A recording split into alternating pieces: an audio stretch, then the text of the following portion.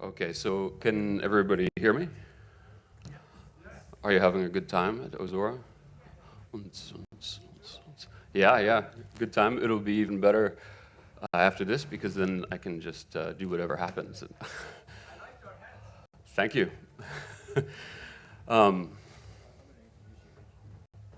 oh, Graham is going to introduce me. I feel important now. Well, you are important, Raven. Yeah. Who's such a trickster that his nickname sounds like Rave On. I'm not sure if that was intentional. But Raven, Mitch Mignano. Raven is a writer and musician.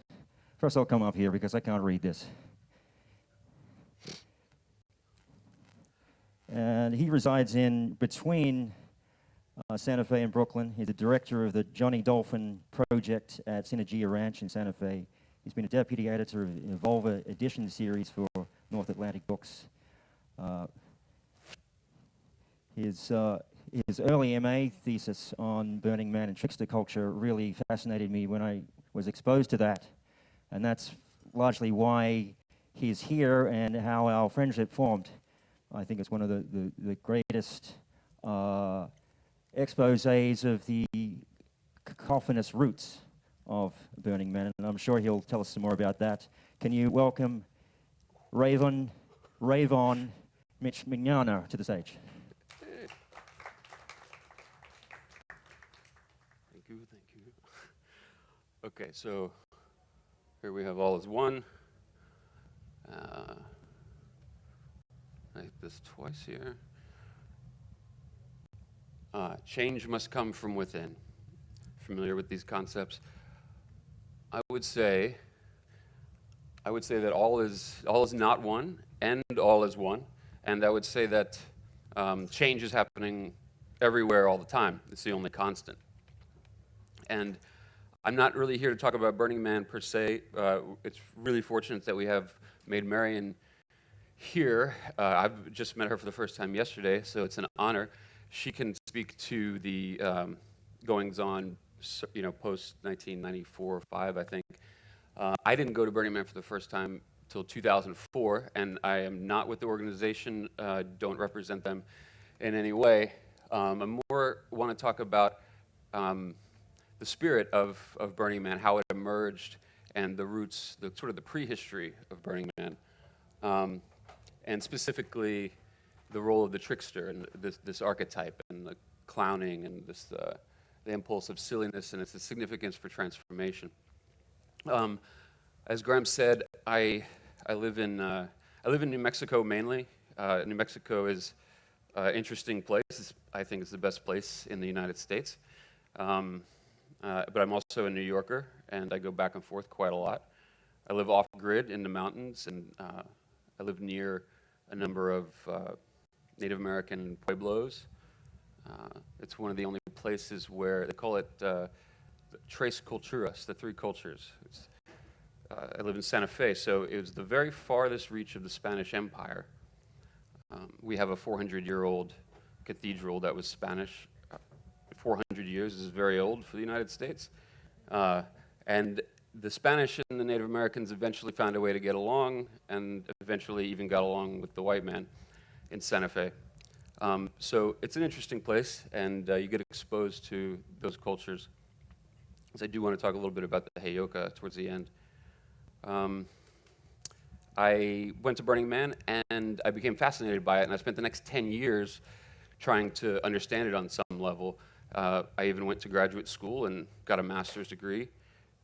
And I did a research project was, what is the function of Burning Man in the evolution of consciousness? And I had been to Burning Man a couple of times, I think, when I did that. And when you're there, everybody's all excited. They're like, hey, man, it's evolution. We're changing the world. What's going on here? And people try to figure out how they can bring it out into the world. And that's part of what Graham does, is study the diaspora of Burning Man. And so I took it up more seriously in academia. And then I left academia. And then Graham read my paper 10 years later. But since then, I've had other experiences that have helped me understand it better. And it's fun to come back to this.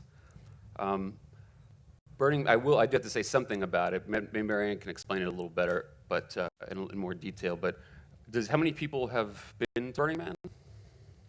2? How many people have no idea what Burning Man is?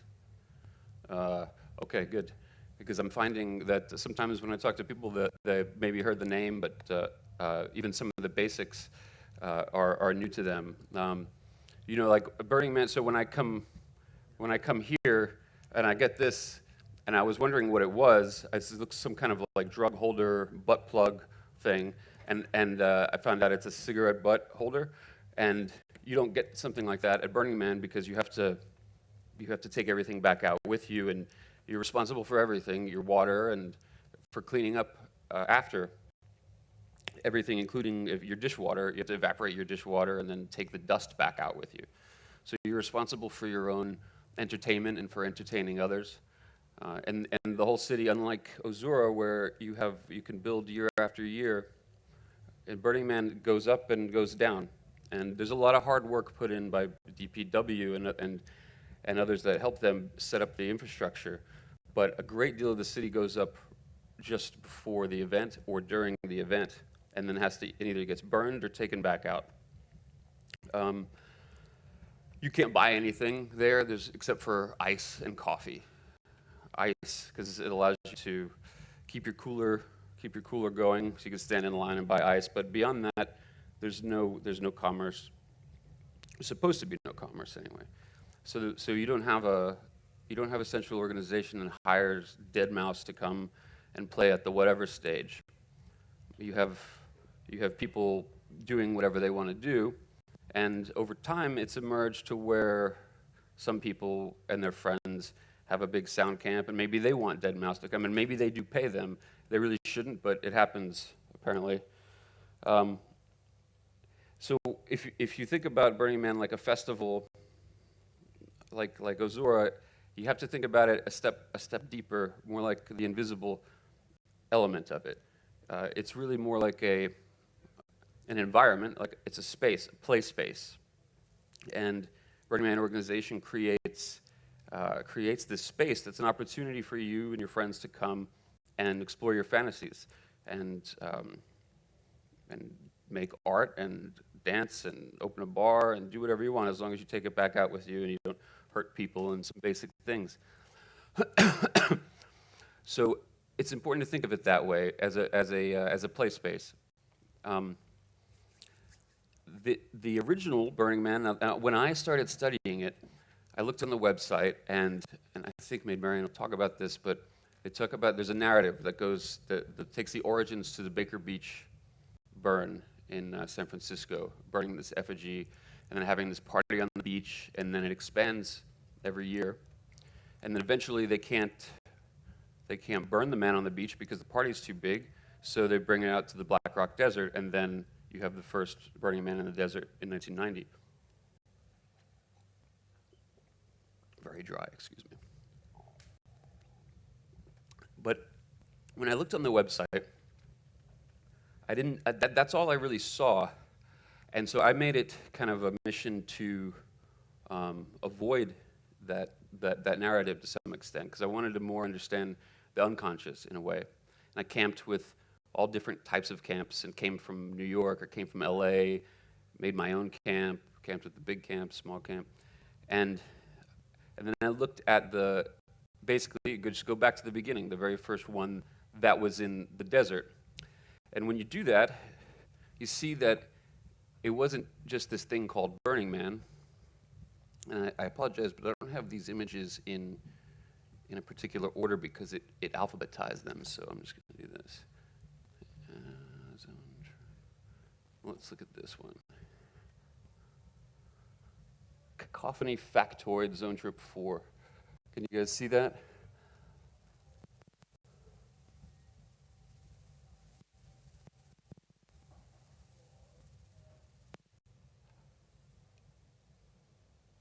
So I'm not going to read this one because I'm going to read some other ones. I don't want to read too much from things, but this is called Zone Trip 4 Cacophony Factoid, so I'll give you a little background. But this is the actual flyer here for the event. Let me find it. Cacophony Oh, here we go. That's what I was looking for. I don't know if I can make that bigger because the screens are different, but maybe I can read some of it. It's called, this is Rough Draft, is a newsletter for this group called the Cacophony Society. And I didn't see anything on the, maybe it is now, but I didn't see anything at the time about the Cacophony Society on the Burning Man website. But it says very clearly that it's, where is it? It's actually not that clear on here, but it's zone trip number 4. They bring the man out to the desert. And so then I had to ask the question, well, who the fuck is this Cacophony Society, and why is Burning Man actually the 4th thing that they were doing? You know, if I hadn't heard about him, and I'd been to Burning Man a number of times. And Cacophony Society, let's look at the second one too. And this would be, I believe this is the next one. So they say, Burning Man at Black Rock, once again, right? Once again, comma, we will accompany the Burning Man into vast Black Rock desert of Nevada. And then down here, Burning Man, the San Francisco Cacophony Society, and Bungee Masters. So who is the Cacophony Society and what is a zone trip? And that led me to just kind of exploring the cultural history of that scene. And I found out the Cacophony Society started also around the same time as the Baker Beach burn in the mid-'80s. And it emerged from another group called the Suicide Club, but I want to focus on Cacophony Society for a minute. This is how they define themselves here. The Cacophony Society is a randomly gathered network of free spirits in the pursuit of experiences beyond the pale of mainstream society.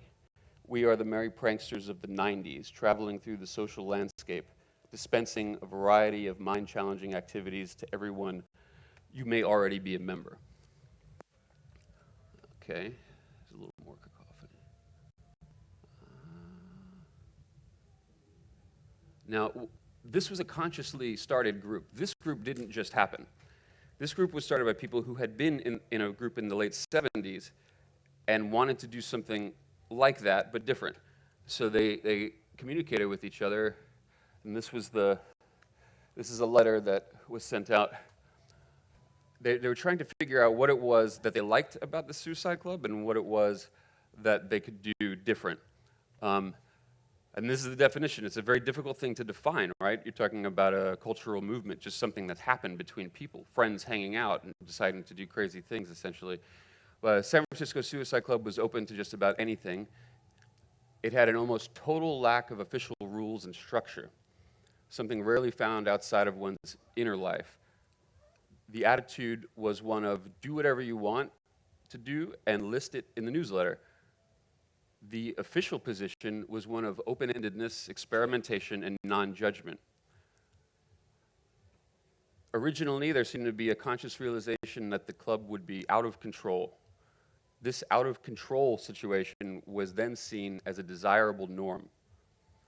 The emphasis was on participation. I'm not going to read all of it, but just a little gist on the next few, the willingness to entertain people's events. So there's an openness. If somebody has an idea of something they want to do with a group, you kind of just go with it. You don't judge it. You just kind of let it happen and try to collaborate. And then you have to be willing to take certain risks.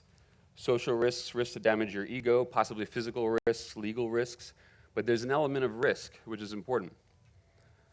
And it was an attack on all limits, and it avoided political and religious contention. So this is the mid-'80s, and they're talking about the late '70s. Here we go with the people that responded to, now this is, we're jumping 5 years. I wish that was easier to read, or if I knew how to zoom it, but I can't. So I apologize. I made these because I knew it's a little language. It's probably hard to, because I generally talk kind of fast, and I know there's a little language. Does it help if you see the same thing here and there? Would it help? Yeah. I mean, is it okay? Do you mind if I read and I try to read slow a little bit, or I can zoom it?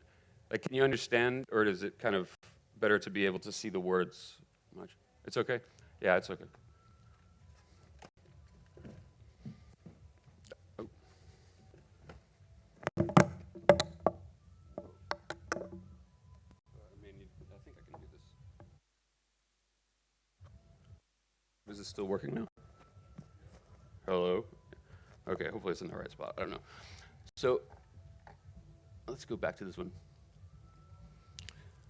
So these guys got together, and one of the first things that they wanted to initiate the group, and there's this crazy story about the idea to start it.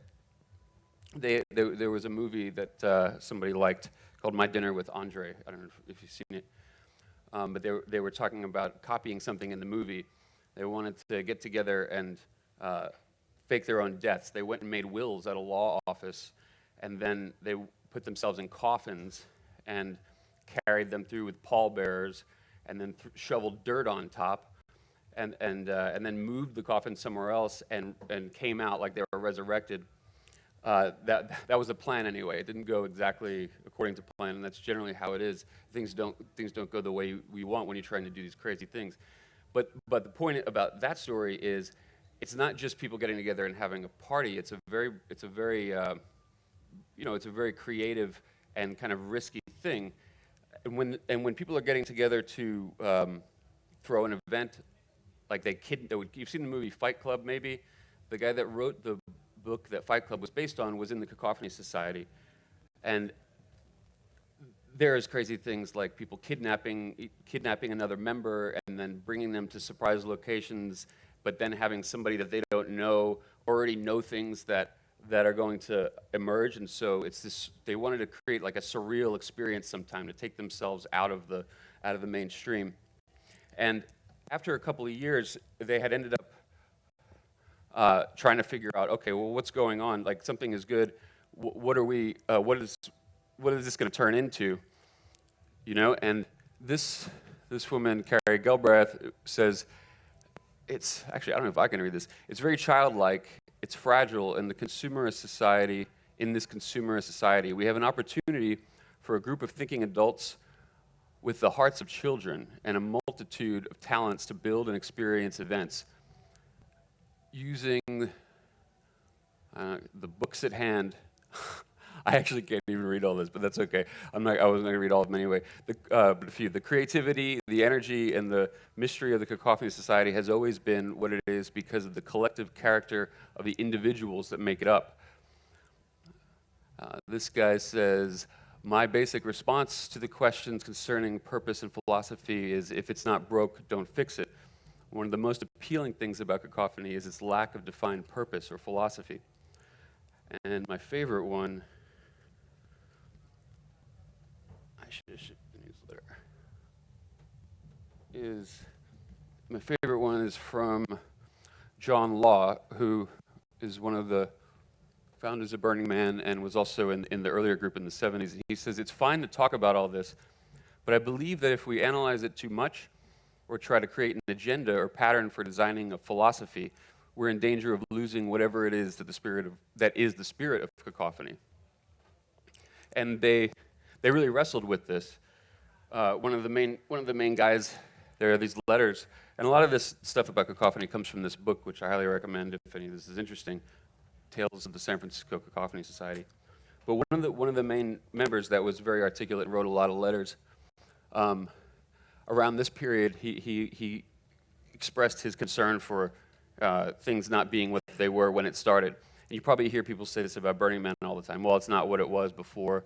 Then they're saying Cacophony is not what it was before. And the reason why Cacophony started was because the Suicide Club wasn't what it was before, and it went out. So this is something that happens. And this guy, John Law, was cognizant of and concerned with losing that spirit of it, the activity, and not just, and not just making it some kind of event that you can consume.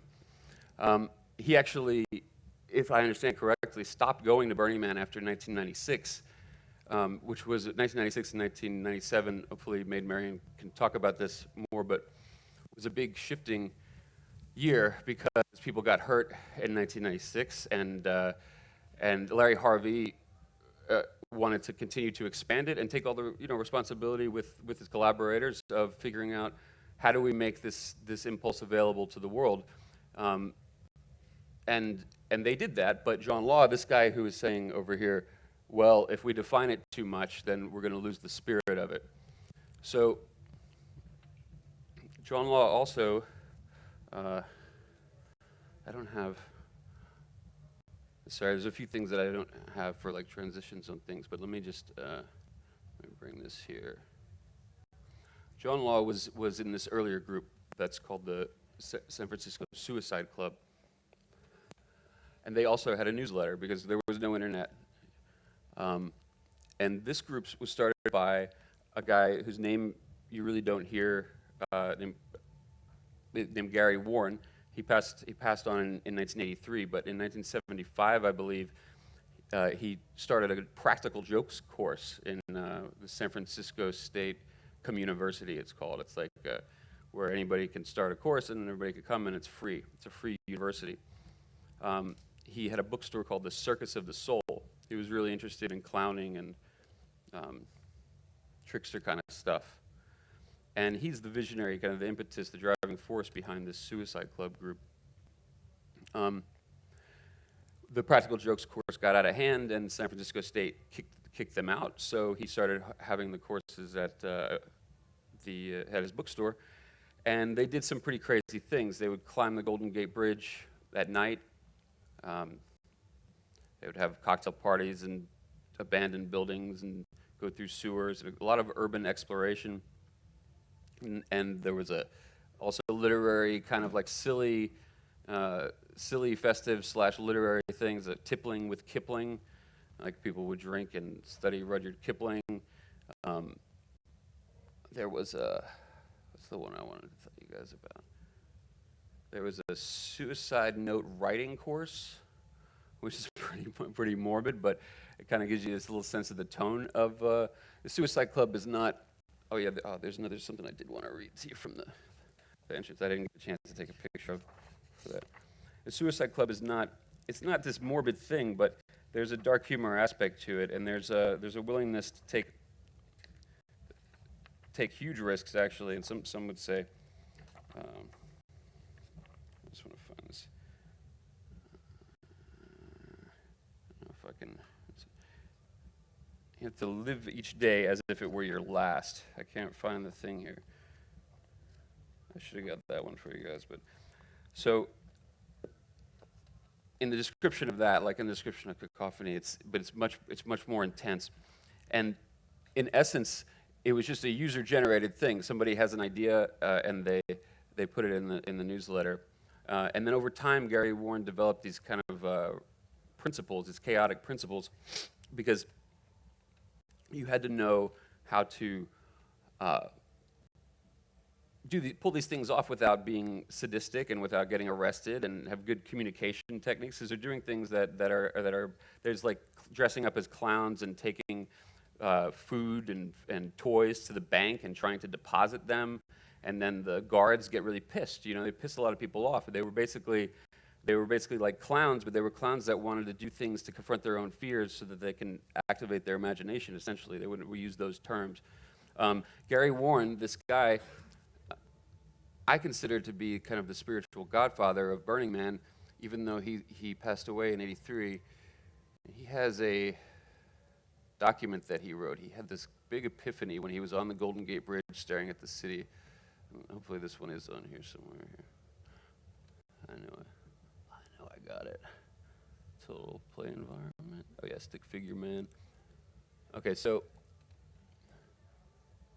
he climbs the Golden Gate Bridge with his friends, and then he says that he confronted his fears of dying himself and his fears of his friends dying, which was a bigger fear.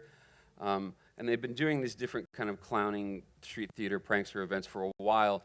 And then at some point, when he was on this Golden Gate climb, he was looking at San Francisco, and he had this epiphany, and so he wrote this document called Carnival Cosmology. It's like his worldview, and he's sharing his his manifesto, right?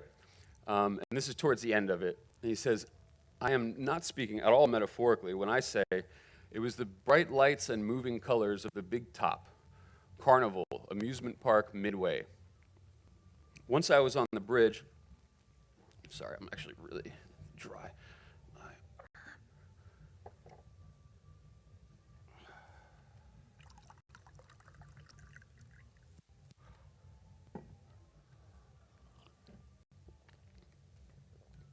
Once I was on the bridge, I was greeted instead by moonlight on still waters, and the skyline of the city diminutively reduced to scale on a plywood board, ready for display.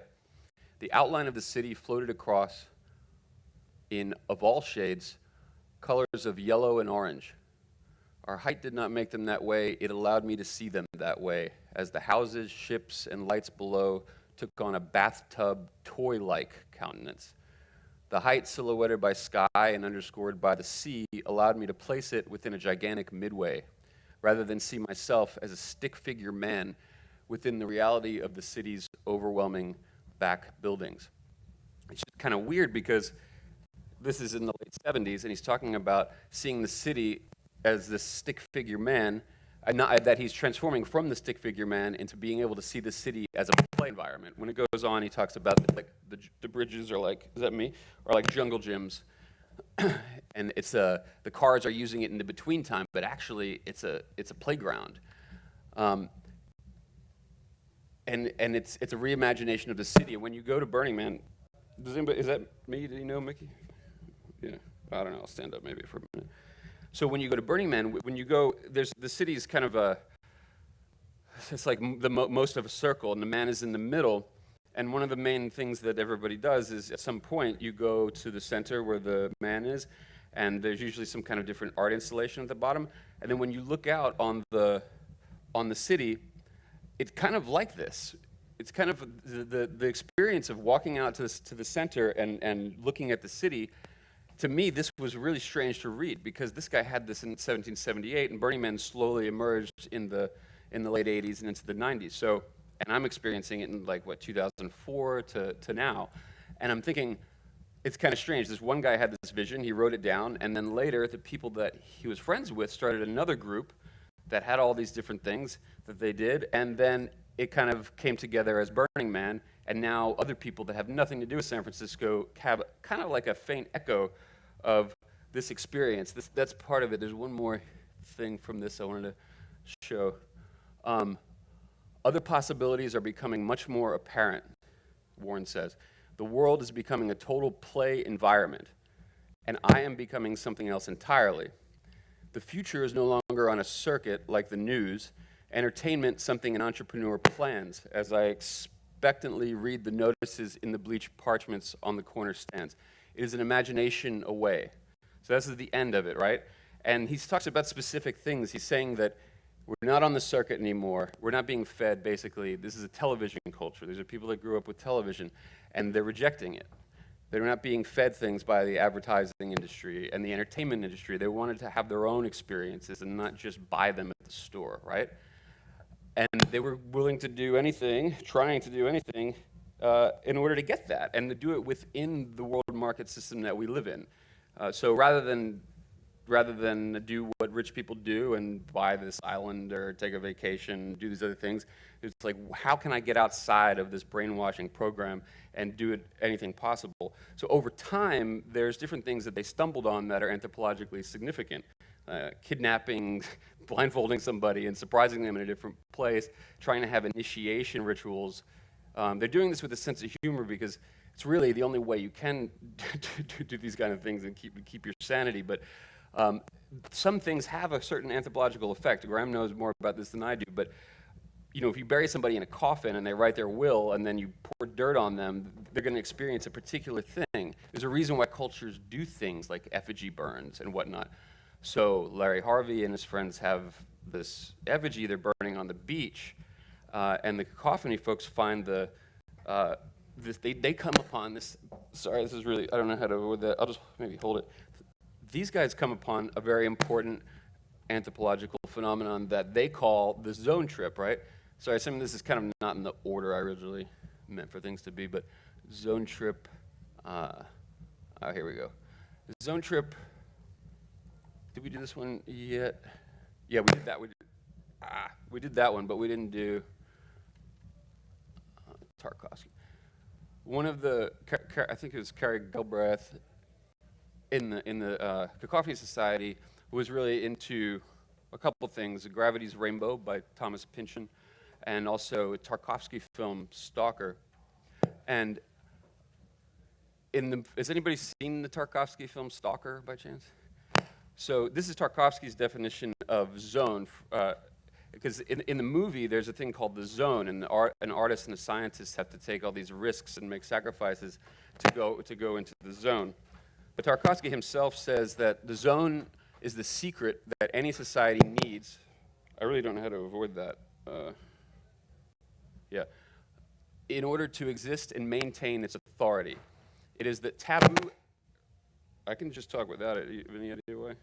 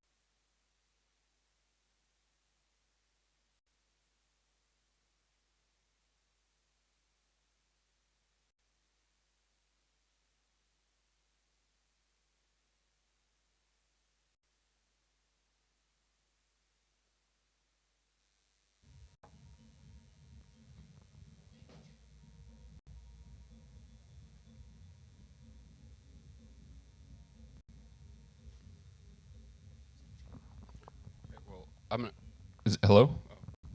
Cool. Awesome. Actually, this is much better. I've never used one of those things before, and I don't really like it. I feel like Britney Spears or something. The zone is the secret that any society needs in order to exist and maintain its authority. It is the taboo area of memory and the past that is closed off for investigation and has constantly to be entered or probed by misfits of if the moral health of society is to survive. So Tarkovsky is saying here that this zone is something that's actually a part of for a society to function in a healthy manner. You have to have some kind of relationship to this zone.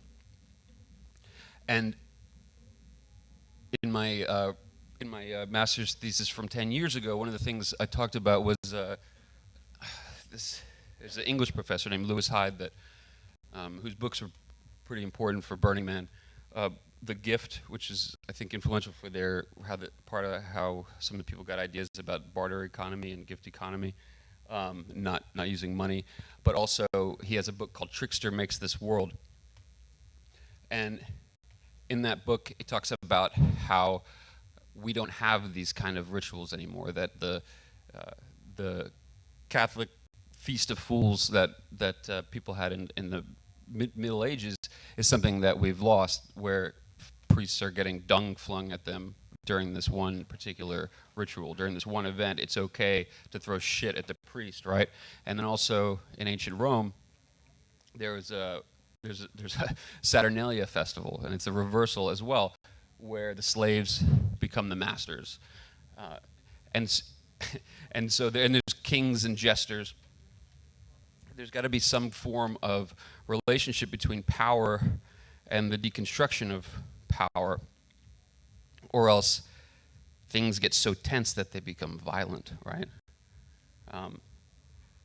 And there's a lot of stuff that I find actually really interesting, but it's too much really to fit everything in here. But one way to think about this is to ask this question of, well, where is that function? These guys, the Cacophony Society, stumbled upon this zone concept of going to a taboo place, like a shaman leaving the village and having a vision, or taking the adolescent or pubescent out for an initiation and surprising them, kidnapping, the different things that go on in initiation rites. They were stumbling upon them, and the combination of a zone trip and collaborative art and also ephemeral collaborative art, burning it, became something that really works well.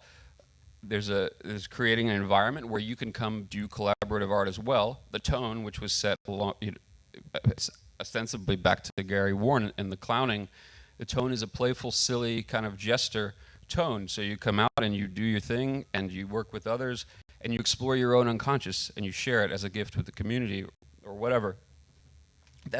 Those are things that, in a way, it's not that big of a surprise, and it's not all that different from anything that's ever happened in human history. But one of the things that's different about it is that it's individualistic in a way. It's your particular fantasy. Instead of ancient Greek mystery cults where the initiates bring a select elite of philosophers and musicians and writers of theater in to drink the kikion and get super high on whatever that psychedelic is, and then tell them how the world works based on whatever they learned from the Egyptians or whatever aliens are telling them shit. Like, that was a very specific elite class of priests giving knowledge to specific people and passing that down. And then, of course, the Romans came and stole it and killed them and everything. And anyway, nowadays, it's not like that. Unless it is also like that, and we just don't know because it's in the shadows, which is probably the case. But what seems to have happened is that with the rise of, and this is always a weird thing to try to talk about at like a festival, but have any of you heard of Marshall McLuhan? He's a media theorist, and kind of like he was like this wizard oracle of the media. He's talking about what sounds like the internet before it was the internet. Here, I have a picture of him. This guy, oh yeah, here we go, perfect. When people become too intense, too serious, they will have trouble in relating to any sort of social game or norm. Perhaps this is why jokes are so important. On one hand, they tell us about where the problems and grievances are, and at the same time, they provide the means of enduring these grievances by laughing at the problems. So this guy had one huge idea, and this idea was that the phonetic alphabet turns playful, tribal, oral culture humans into imperialistic, abstract, expansive, kind of angry, basically Western culture, Western European culture. And that it does that because it's the first alphabet that is a coded sequence. It's made from phonemes, not morphemes. Morphemes take sound and put them into image. Phonemes are just an abstract code like a computer. So in the time of Plato, the first generation educated with literacy, phonetic literacy, the culture started to change. Philosophy changed. Philosophy was born essentially. And human beings were learning as children, learning this phonetic literacy code, and that's how your organism is built up from childhood, to see the world as this verbal, intellectual space. And according to McLuhan, all the physics of Newton and our science of the modern period is a description of that reality, of he calls it the Gutenberg galaxy. The Gutenberg press expanded that mindset, right? But he says also that now, with the electronic technologies, that whole world is collapsing because electronics are instant. Electronics go at the speed of light. And that world that was built up ends up getting destroyed and transitioning into a new one that operates, what he says, is at the speed of light. Why did I bring up McLuhan? I do love McLuhan, but I think he's right. He's not very specific about a lot of things, but I think he's right.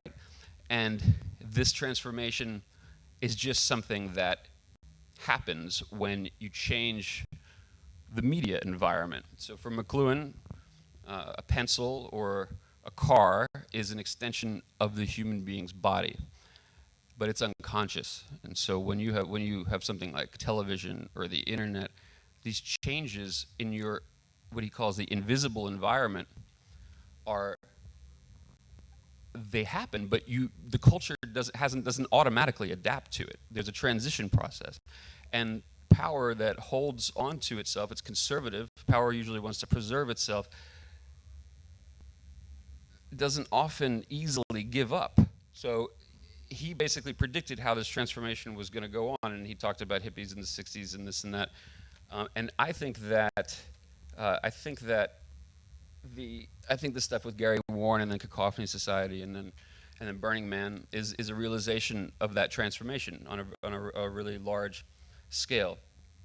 The thing is that there's a good quote from psychologist Jung. He says, Jung says, the creation of something new is not accompanied by the intellect, but by the play instinct. The play instinct, what children do, it's how they learn, right? But usually adults don't do it. And I think it's important that Jung says instinct. An instinct is not software, essentially. It's like an instinct is there. It's something that's kind of there unless it's pushed away.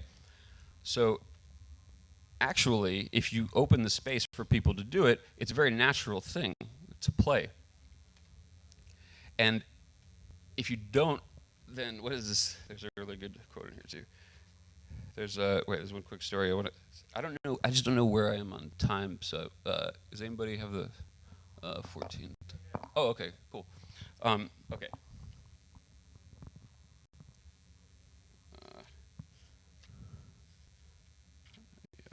Say 1 second here. He tells this story about these psychiatrists that went undercover into a psych ward in I think it was the 60s or maybe it was in the 50s, and the really crazy people, the other people that were scientists couldn't tell that they were undercover, right? That was part of the experiment. But the really, really crazy psychotic people, they knew right away. And they went to their superiors, the supervisors, and they said, he's playing, she's playing. And they could tell that these people were putting on a role. You know, they were playing a role. They weren't just actually what they appeared to be. There's probably a lot of kind of strange stuff that doesn't seem relevant, but the essence of it is that play is not only important for your sanity and for children, but it's probably the only way that we can affect this transition to the new super weird, unpredictable, complex media environment that just keeps changing all the time. If we don't approach that as fully flexible, playful humans with a sense of being able to accept the absurd and being able to embrace paradox, then we actually could lose our mind. And that might be what's happening. You know, maybe some people like the Trump rally people have this, you know, I would imagine a lot of people can't process all of this information. And so it's probably easier to believe a QAnon conspiracy theory than it is to, because reality is actually something like that, right? It is a complicated conspiracy. All conspiracy means is a few people talk about it and do it. Reality is very complicated, and it's the truth is on the other side of something, on the other side of your internet screen or your phone, you know, whatever. Maybe some people are defaulting to one mode of consciousness because they don't have a sense of humor, and if they don't do that, they're going to lose their mind and they get angry, you know. But if you can not get angry, if you can have a playful approach, then maybe you can actually figure out how a human being should live in this new world.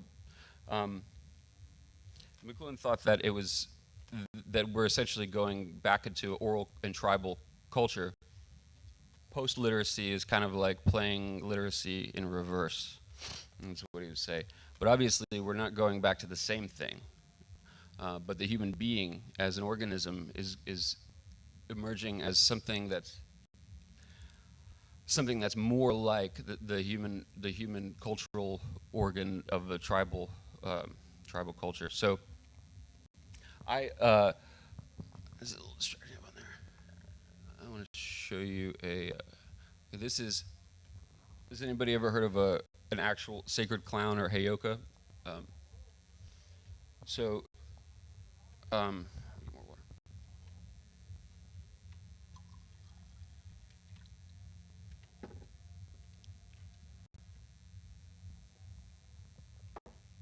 Where I live there, there are a number of different ceremonies, Native American ceremonies in different pueblos. But years ago, I studied the trickster and Burning Man in graduate school, and then I was supporting myself by counting cards in Las Vegas in the casino, which is like a trickster thing to do because you're beating the system, right? And I had quit doing it because I discovered Rudolf Steiner and kind of was into this meditation and spiritual path, and I thought that it didn't really gel with like right livelihood to be gambling in a casino and making my money that way. So I stopped. But then when I studied Burning Man, I actually went back to it because I wanted to understand the trickster better by being it, right? And one day, my friend who did a lot of sweat lodges and worked with this tribe and used to live in Las Vegas, he said, I finished a trip and I had all this crap, like you get a lot of free stuff because they think that I'm rich and that's not my money, it's like a team, and they give me like an account where I can just buy, I can buy all these things, but I have to buy them before I leave or else the points disappear. So I would just buy like $800 worth of chocolate or whatever at this thing. And so here I am leaving Caesar's Palace, and my friend's like, hey, you want to go with me to this thing? It's called a Sundance ceremony. And I didn't really know what it was, but it was a chance to be like a new human kind of thing, experience. So I did, but we were late, and he didn't really tell me much about it, and it was in the middle of nowhere, like maybe 100 kilometers off of a 2-lane highway in Arizona, and we got there, and I had no food, and then he was gone, and I couldn't talk to him, and I was there with this tribe, and it was really weird. This guy comes up to me, and it turns out that he was the Heyoka sacred clown, and he took me to the chief's mother, and she gave me his tasks to do, and then after I did this task, she said I could have food there anytime, and this and that. And what they do there, I don't want to get too much detail about it, but they pray and dance to the 4 directions. They do sweat lodges, and we went and cut down a cedar tree, I believe it was a cedar tree, and then carried the trees. The trunk is not supposed to touch the ground, and all the men in the community carry this huge tree trunk, put it in this kind of navel, and there's a sacred circle. It's called the arbor. In any case, it's a really, really, really intense ceremony where in June, people are dancing in the sun for 4 days, and they're not eating or drinking water, right? And they also pierce themselves. They pierce themselves and then pull the piercings out in different fashions. And then there are these guys, like you can only dance in one direction, you can't cross the exit thing there. And there are these guys that should come out there with these, like, had these like black robes on at one point, and fishing rod, and they had $100 bills on the end of the fishing rod, and they were dangling $100 bills in front of these people that hadn't eaten for 3 days and are dancing in the sun around the thing, and they're going in all these different directions also, and this is really weird. And they were pressuring me to do a sweat lodge, and I did a sweat lodge. Do you guys know what a sweat lodge is? You sit around the coals, and you listen to wisdom, and you pray, and it's hot, and you have to kind of just deal with it, and it makes you a little strong. It's like exercising in a way, like a spiritual exercise. It's really awesome, actually. I highly recommend it. But the feeling in there is very sacred and very kind of respectful. And this guy, just the first thing he did was go on about how hot it was. He's like, "Oh man, it's hot in here. It's really hot, man." It's like shit. And people are trying to talk and do things. He's like, "You guys hot, man?" He's like, "Yes, it's hot in here." He's like, "I don't think I can take it anymore." He's like, No, I need some water. I need some water. Somebody give me some water, And so somebody wants and gets him water, and then, actually, I need some water. And then, if this was empty, I'd show you, but I'll use it.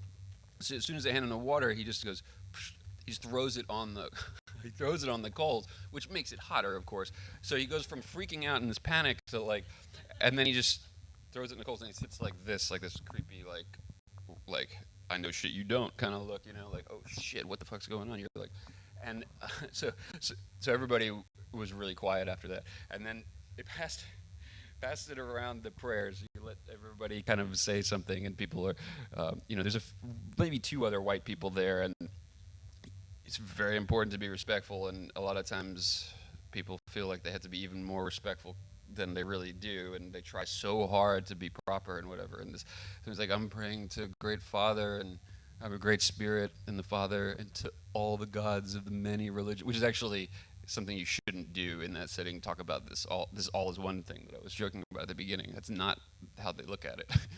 And it's going around, and it gets to this guy, and he just goes, Mary had a little lamb, little lamb, little lamb. And he actually just sings Mary had a little lamb after everybody else is like pouring their heart out with devotion and respect. And I feel like, okay, I got it. Being a comedian and a jackass and prankster isn't just something that some people like to do. Maybe it's something that is just an intrinsic part of the human experience that we don't have cultural forms for the way they do. They call the clowns sacred. We pay for a subscription to Comedy Central or whatever, And when I don't know what I put a where is it? Where are these guys? Oliver, yeah. Like these guys, you know who they are. These guys are clowns, right? Stephen Colbert, he pretends to be Bill O'Reilly, and he pretends to be conservative, and he does essentially the way I think satire works is you have a form, a cultural form that begins to be oppressive and build up power.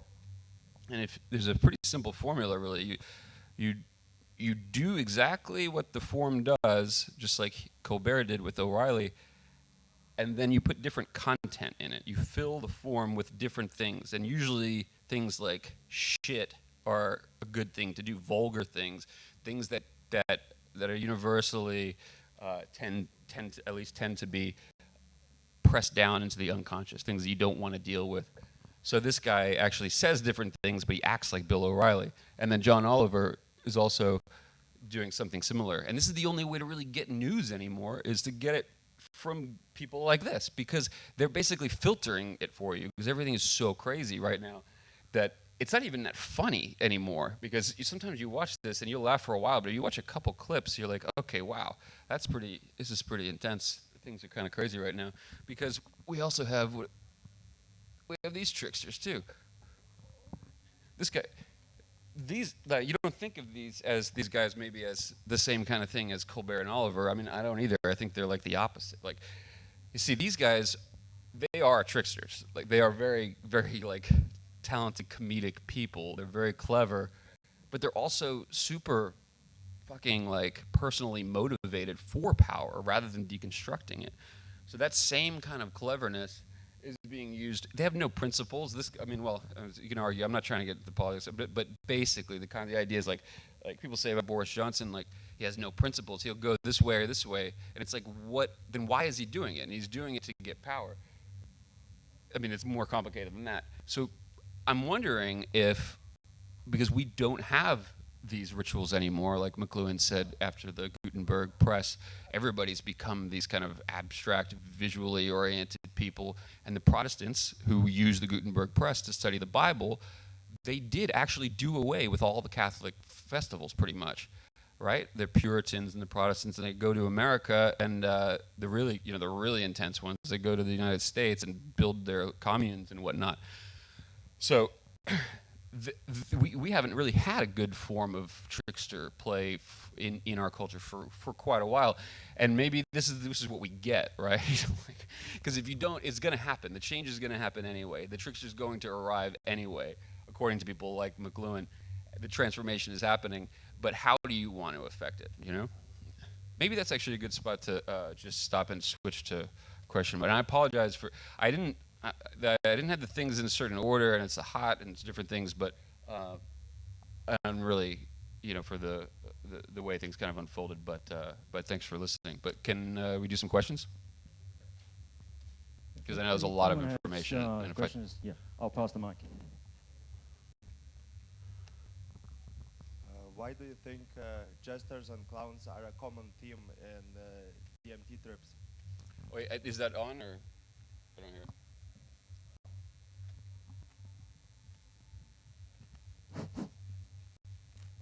Yeah, so why do you think jesters and clowns are a common theme in DMT trips? Oh, DMT. Well, for that, so because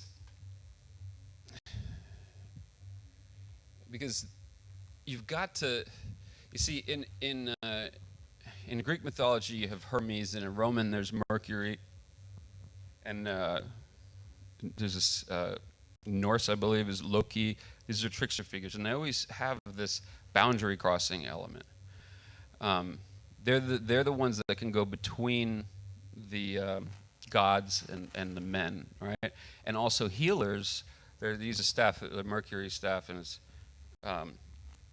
thought to be kind of a trickster. And in a Western occult tradition, it's thought that after you die, you get taken by this Hermes figure through the 7 planetary spheres. You know, you leave Earth, and you get taken to the other ones.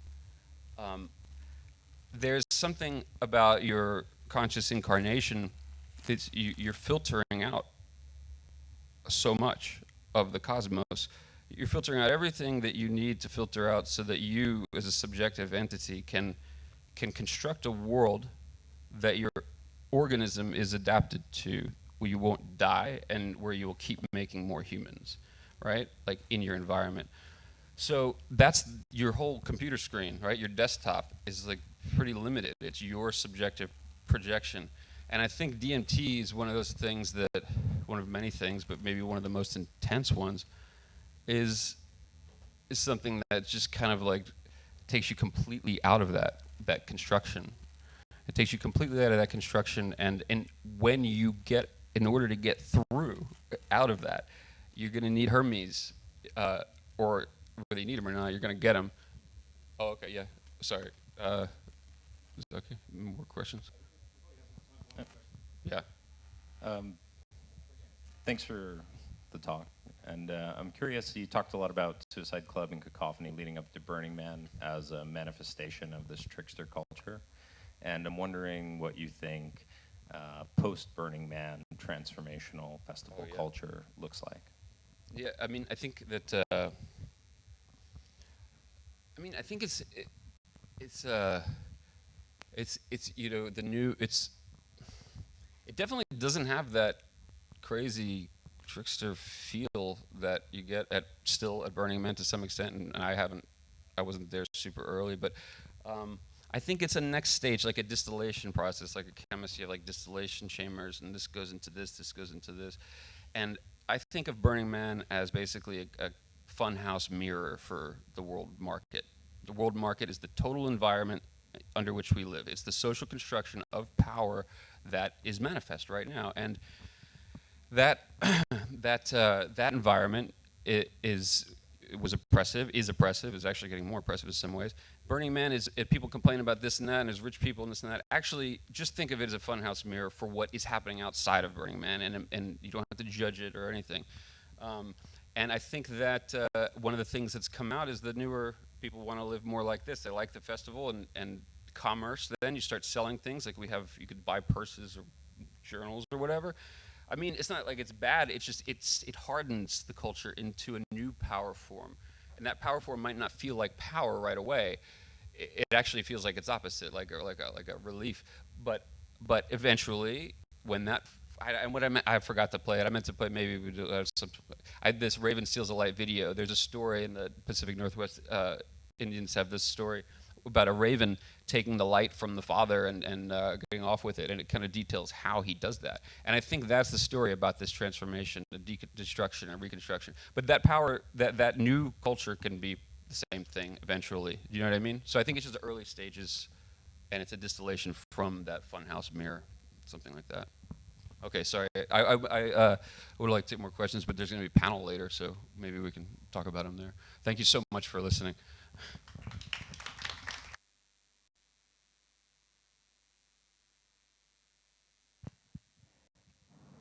Thank you, Raven.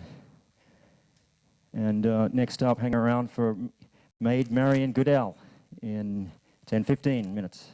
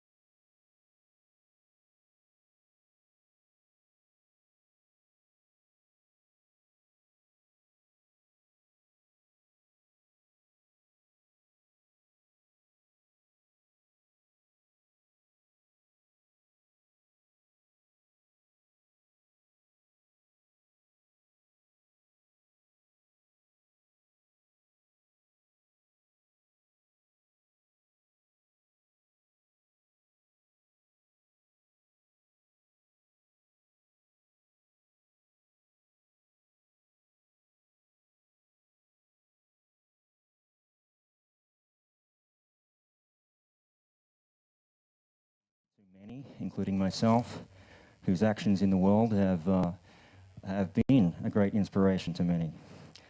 Marian Goodell serves as the Burning Man Project CEO. She first attended Burning Man in '94 and helped found the Burning Man organization. She's been a director of business and communications and has steered the development of the regional network, which now has 300 representatives in over 40 countries. Is that about right? Something like that.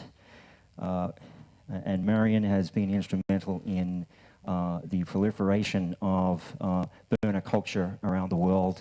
Please welcome to the stage Marian Goodell.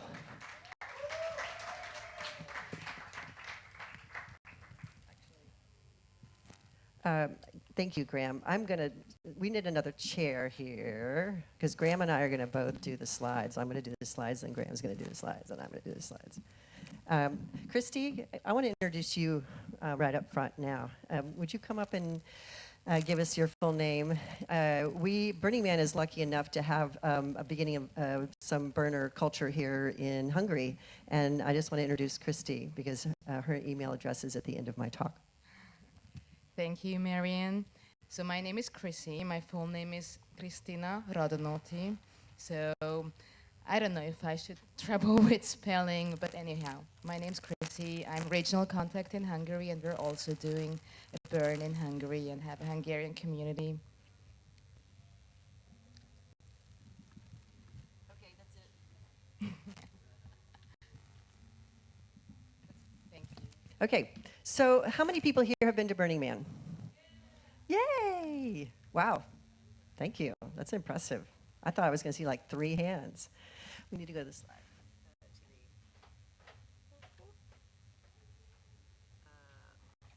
Where's the video now? Where's my friend, the tech guy? There we go. Yay. Okay. Space? See, I'm learning something new every day. Burning Man is... How do you sum this up? Magical. Grand. Amazing. Indescribable. Play. Radical. I mean, you're gonna meet the most amazing radical people ever out here. There's never really been a mecca quite like this. Fast, severe, and creative.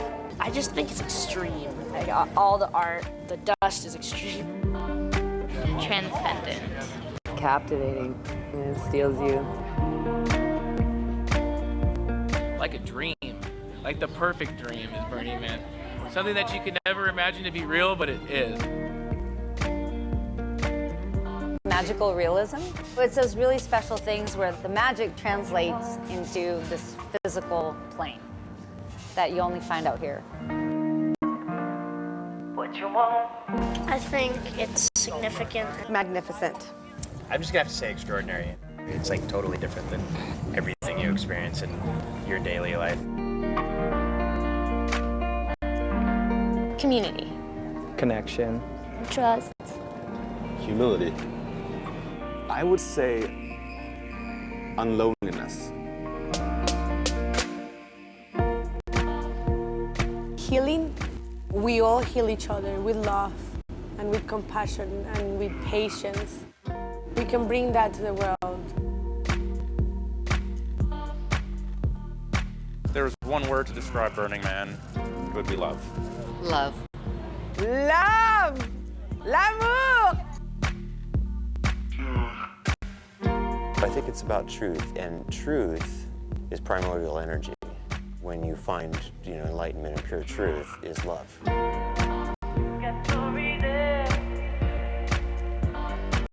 Burning Man is about surrender. It's about letting go of the way you think things are supposed to be, letting go of the way you think you should be, and surrendering to your heart song, the environment, and everything, and trusting that you're perfect, You're exactly where you're supposed to be, and you're a gift.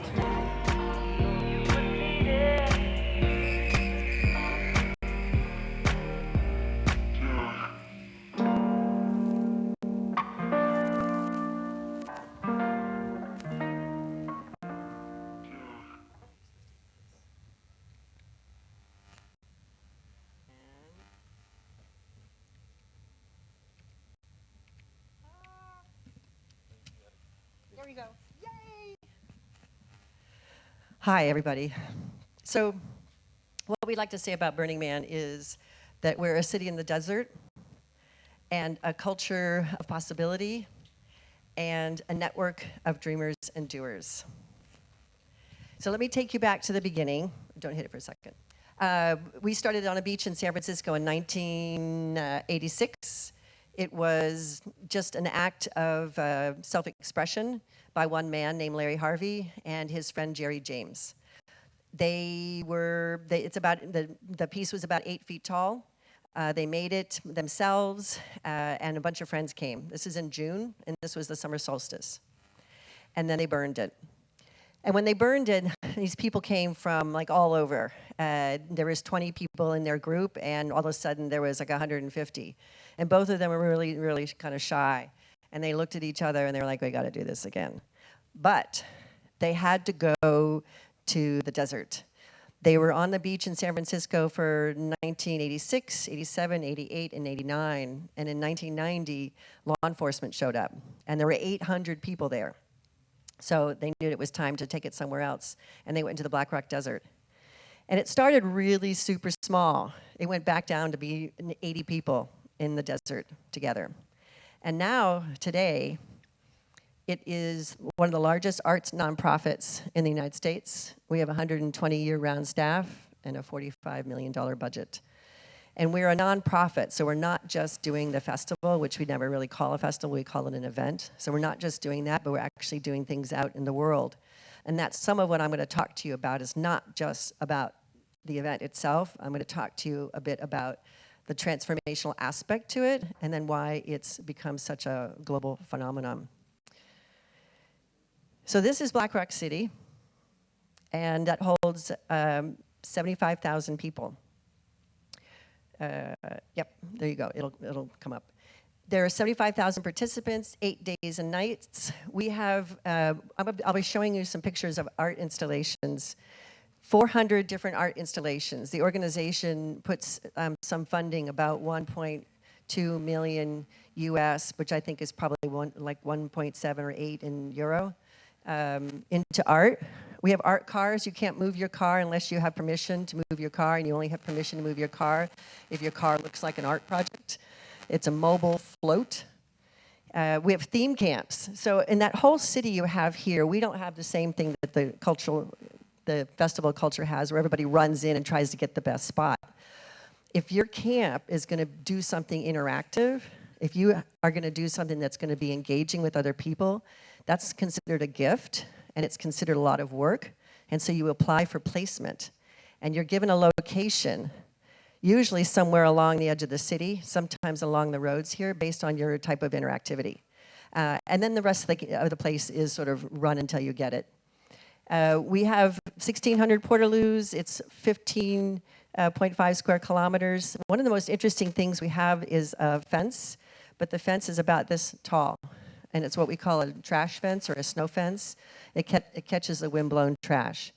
And then we monitor. You can see it's a desert. Like, isn't it easy to get, just break in? No. We use radar, like boat radar, to monitor anybody getting close to the city. We only sell ice and coffee, which is one of the things people find a little incomprehensible. There's no food sold. There's no beer. There's nothing sold. People give away beer and they give away food, but they don't sell it. And we have no trash bins. And we'll talk a little bit about how does that actually happen. So next. So this is a series of slides we'll go through, and I'll just show you some of what the art looks like from a really basic standpoint. This is Thunderdome, which is taken from the Mad Max movies. And every night for 5 nights, it's very theatrical, but people come in there and they sort of fight with bats and on bungees, just like you'd see in the Mad Max movies. Next slide. This is a replica ship. It actually moved. It was on wheels. The guy that did it spent 8 months training and learning from a master shipbuilder, and then he built it on top of a bus. These are the teapots, and again, they move around. That truck is moving them around, and they stop, and then they're having tea ceremonies up above in them. This is the French Quarter, which at night turns into a lively music venue. These are the teacups, or the, these aren't the teacups, these are the cupcakes, thank you. Yeah. Next one.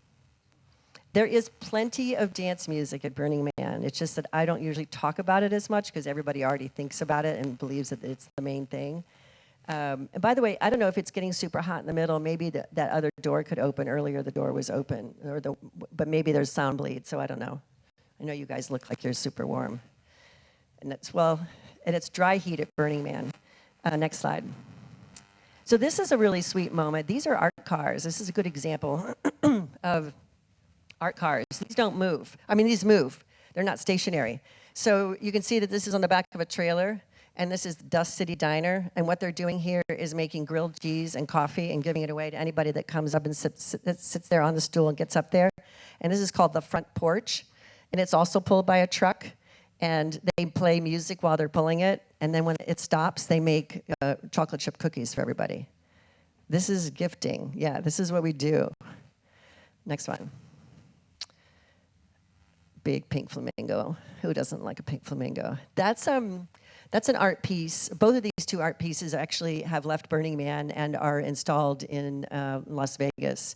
We are now seeing people buying some of the art and taking it out into the world. Next one. And yeah, that one's traveled a lot. It's been to a number of festivals. And this is just an example of the kind of folks that we have at Burning Man. We've got all types. Next. This one's pretty cool. I'll have a little video after this one that I'll run for just a second. That's an art car. It's called the Air Pusher. And these are interactive art pieces. And if we'll go to the next one, we'll play the little video for the next one.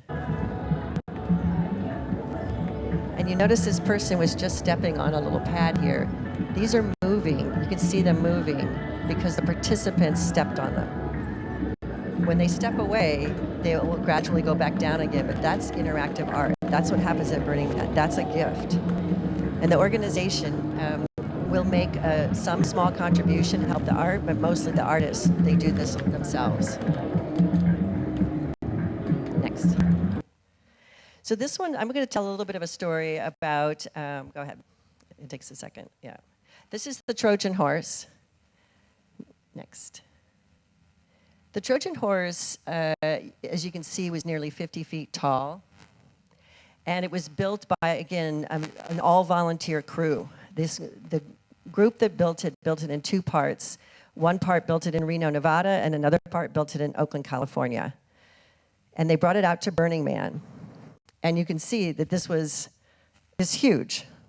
And at night, there was a bar up here. You can go up there and you can have an absinthe. And you could see the Trojan horse from across the ply at any time. Next one. You gotta be kidding me.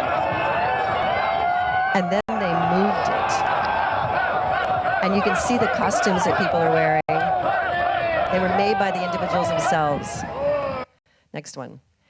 So that was a really crazy piece. The thing weighed, I think, 20 tons.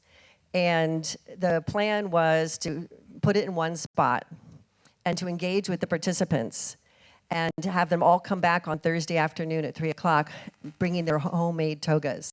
So what you're seeing here are people's own bed sheets. This was all done like this. They knew they were going to do it, but they didn't tell everybody to bring a toga in advance. They just said, show up at 3:30, and we're going to move the 20-ton horse to a different location so that we could, next slide, burn it. Yeah. And that was done collaboratively. The thing that's really amazing is this was a group of people that was not paid by the organization. They found each other. Some were carpenters, some were project managers, some were engineers.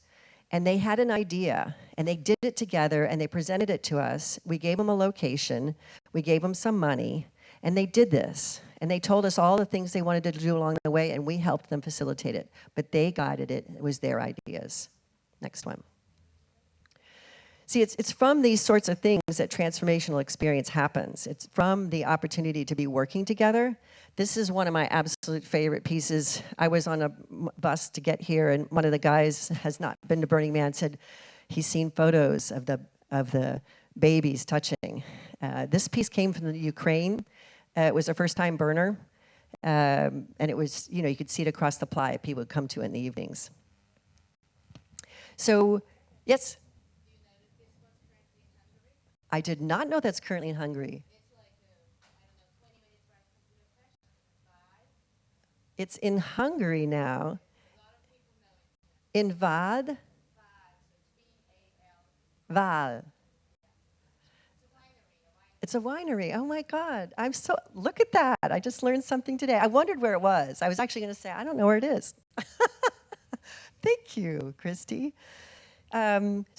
So transformational experience, I was asked this just a little while ago. What is transformational experience? Well, we see it as doing something outside of yourself. Here's your comfort zone. Here's what you know. Here are the people that you know. Here's the town that you know. Here are the things you know how to do. But if you take yourself out of it and you provoke engagement with others, you have an experience you're not certain about what's going to happen, that's the beginning of what helps create transformation.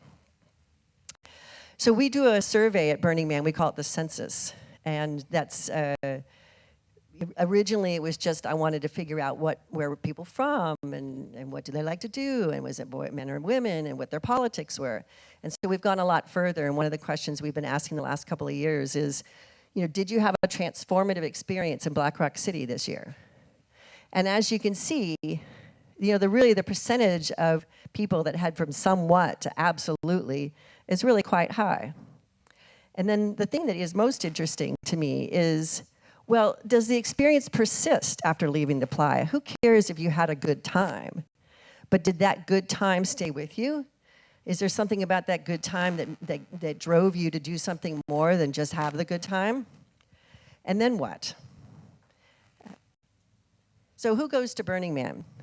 People are really pretty surprised that there's so many people that really are over the age of 50, and that the median age really is 30 to 34. It's not like 25. It really is mid-30s.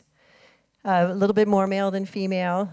The other percentage is decline to state that's missing. 72% have a university education, which usually the politicians always find that fascinating. We've been talking about the survival of the festival culture in the world and in the United States. And in the United States, the politicians just don't care. They don't think festival culture is that important. And when I tell them that people that go to festivals vote, they listen. So I talk more and more about really what is festival culture and what does Burning Man look like. And 25% of the people that go to Burning Man, so of the 75 to 80,000, nearly 20,000 are coming from outside the United States. That's pretty significant for an American festival. And this is what we call the global network. So forget about that part. That's not as important. You can see that this is all over the world. And these are places where there is a person that's identified. We have burners that buy tickets from about 80 countries, but these are the countries, the 40 countries that Graham was mentioning or more, that actually have people that have raised their hand, like Christy, and said, hey, I'm willing to help organize Burning Man culture in my area. And the next slide shows just Europe. And that's Christy. Hungary has representation, and it's fairly new in the last 2 years. Last 3 years that we met you. And so the global network was started in 1997. We have 85 official events. It's in 40 countries and 45 US states. Now, more people come to Burning Man than those statistics. Those statistics are just saying, where is their active culture? Where are people actually doing something? Next slide. So I have a couple of photos here of some places in the world where Burning Man is happening. This is Argentina, which is started a couple of years ago. Austin, Texas, that's our oldest running Burning Man event outside of Black Rock City. That's been 20 years. Next slide. Two largest ones are Midburn and Africa Burn. Midburn, yeah, I know. Anybody been to Midburn or Africa Burn? Yes. You've been. They're both about 13,000 people, and I've been to Africa Burn for like a moment, literally like a day. But most of the folks that have known Burning Man for a long period of time, they will tell you that this is the energy. This is the original raw Burning Man energy with 13,000 people at both of these events. Midburn's taking a year off because they had challenges with the government, which, like I said before, is sort of an ongoing problem that festival producers are having right now. Next slide. Oh yeah, that's blank for a second. It's blank for a minute. So when I do these talks, it's like, well, what's different about your festival? I'm asked, this is really interesting. I'm asked to talk a lot to businesses. I have spent time in Germany, Netherlands, Romania, and they were all speaking opportunities at conferences or business meetings about why is Burning Man successful, because the business people are starting to see that some of their people, their creative people, are going to Burning Man, and they want to know why. Why are so many people going to Burning Man? And so I talk about the 10 principles. These are our cultural guidelines, okay? These were written only in, you don't have to hit it, it'll come in, they'll all come in. These were conceived of in 2004. And their intention was at the time to assist that growing global network that we talked about, that network that Christy's a part of. And the network is really people that are willing to be ambassadors and raise their hand and help create culture. And we created these because people were like, well, how do I do it? What's the thing? Like, why does it work for you? How do I make it work for me? And we started writing it down. And the founder, Larry Harvey, he went away on vacation and he came back. I was getting really irritated. I was like, can you please remind me why we don't have trash cans? And can you please remind me why we don't sell food? And could you write an email and tell all these people this stuff? And he came back, and these are just the short version. There are longer versions on our website. He came back with 9, and we gave him a hard time because we thought the 10 the 10 commandments. We were teasing him. We just said, well, why aren't there 10? And the next day he came back with the 10th one, immediacy, which he decided was his favorite. And I want to talk about 3 of them right now. Go ahead. So this is one that doesn't exist at any other festival I've ever seen on the planet, except for Burning Man festivals. Our community respects the environment. We are committed to leaving no physical trace of our activities wherever we gather. We clean up after ourselves and endeavor, whenever possible, to leave such places in a better state than when we found them. Now, there absolutely are eco statements coming out of all the festivals, all the major festivals, but we have no rubbish bins anywhere at Burning Man. So when you're done with a water bottle, you put it in your bag, because if you leave something out, like if Graham and I were sitting and having a chat, and he left his water bottle in my camp, I would be like, hey. He'd be like, so, sorry, got it. You don't leave your trash for anybody else. It's your trash. And once you do that at Burning Man once, you change the way you bring things to Burning Man. All the cereal packaging in the boxes, and there's the wax bag inside, you leave all the packaging behind. You take all the packaging out, because you have to remove your own packaging. Everything you bring in, you're going to take back out again.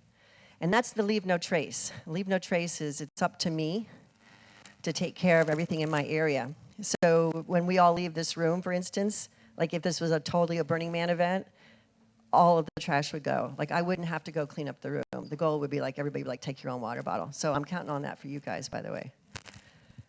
This is a teaching thing too, Another one that is really super important, that really is happening in all of the festival culture in the world, but frankly, it's not really happening as much in the real world as we should see it.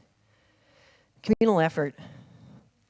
Our community values creative cooperation and collaboration. You saw the Trojan horse. That's creative collaboration. We strive to produce, promote, and protect social networks, okay? That's like connecting with each other one-on-one. Public spaces, works of art, and methods of communication that support such interaction. We really really deeply believe and encourage the personal. Last one. Ding, ding, ding. There we go. Decommodification. So this is a word that we kind of made up. I don't know that you can really find it in the dictionary. Every time I type it, it does an autocorrect.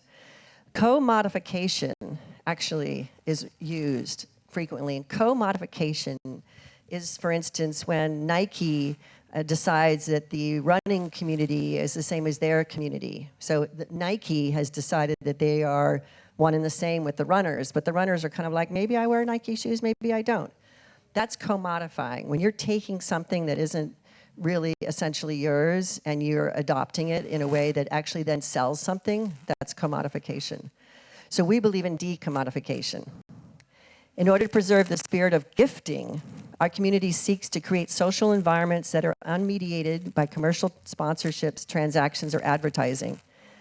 This truck actually said budget on it, but the participants themselves did not want to advertise for budget, so they turned it into Buddha. And that's really encouraged. We don't want to see brands. It happens, there's no laws, there's no anybody that's going to come tell you not to. It's a source of pride that we don't really want to be sponsors for anybody else's brand. And we never call ourselves a brand. We call ourselves an event or a gathering or a culture. And then it says we stand ready to protect our culture from such exploitation. We resist the substitution of consumption for participatory experience. We have 2 lawyers that work for Burning Man. If they had to do the work themselves to keep track of people using the words improperly, we would never be able to do it. But the community does it because, again, it's a source of pride that the words Burning Man are not co-opted, and it's a culture of decommodification. Next.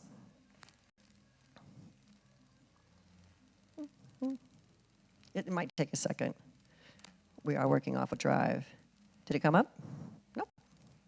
There we go. Okay, so yeah, I guess they were all going to filter in.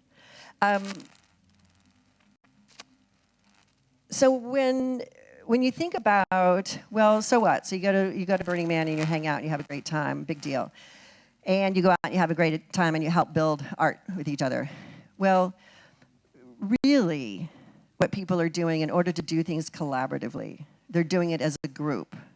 Remember, I was telling you that the camps get placement based on where they put themselves, but based on their interactivity.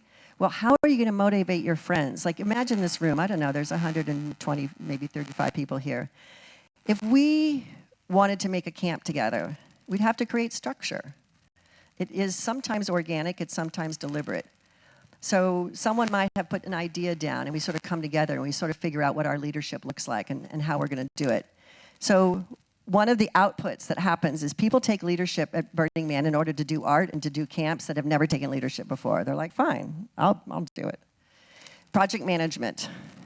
Christy, when I met you the other night, she was telling me what she does in the real world, and she's like, well, I do a lot of projects, and I'm like, that's really typical for Burning Man people, to be inspired by things around them and want to help make things happen. Performance art. There are people that have never performed before that suddenly go to Burning Man, they look like, I can do that. Art fabrication, carpentry, welding, construction, engineering, and it builds confidence and self-awareness. I mean, if there's anything you've ever wanted to do, if there's anything that you've seen at Ozora, I've watched the welders, for instance. At Burning Man, there's a way to do it, and if you're not going to do it at Burning Man because you can't really just pick up a welder, you might go back to your hometown or your home country and be like, I always wanted to learn how to weld. And my honest passion, I've always wanted to learn to spin fire. I haven't done it yet, but I will do it. I watch the fire spinners, and I'm always like, someday I'm going to do that. And Burning Man is where I got the first idea that I wanted to do either of those two. Next. It'll go. It's just slow. So I'm going to show you a couple of examples of art that is now from Burning Man going out into the world. And I won't rest on them for too long, but it's nice to see a little bit about this. So Anna is doing these glowy plants, and she, as you can see, is from Kiev. And she applied, we have an art grant program outside of Burning Man, and she applied for an art grant, and she got the art grant. And the purpose of her art grant was actually to light some squares in her neighborhood in Kiev that weren't very engaging. And so she taught 30 people how to make these. You can see that they're making them by hand. And next, just hit once, yeah. So this is one of the pieces, and that's it at night, okay? A very small grant of about $3,000, and she was able to teach others in her neighborhood, and they made several of these. I'm just showing the example of one. They made them together. And you saw civic engagement. That was one of our principles. Well, she wanted to help her neighborhood. That's coming from Burning Man. We didn't tell her to do this. She wanted to do it. Next. And so pieces from Burning Man like this, the Sonic Runway, which was super cool. You can see that this is an art car. And this is one of the more famous art cars that is from Mexico called Mayan Warrior. And they basically pulled up to the end of this long piece here, which I don't know, Graham, if you know how long it is. It's less than a quarter of a mile, but it's fairly long. And you can see people riding and walking in it. And the music from this art car was making these rings move and vibrate back and forth. And that piece has gone to China. And it is now in San Jose, California. And it will be, it's being asked to be moved again. And it's in San Jose for another year, and then it's going to move again. So again, collaborative art that you can interact with at Burning Man, then has a civic purpose to go into the outside world. And this is coming from the experience, the transformative experience of coming and doing something and engaging with people. And you're like, I can do this, and I can do this more than just in Black Rock City. This is a really brief thing that I'll go through. It's maybe not as interesting for you guys. But this art project was an idea out of an art collective in Melbourne, Australia, the world that our friend Graham is from. And they were like, how do we get our art to Burning Man? And they devised an art collective, and they created a process to create the art. And then, go ahead, next one. And they figured out, they repurposed parts from an electric forklift. They decided to teach others how to do it because they didn't have enough people to do it.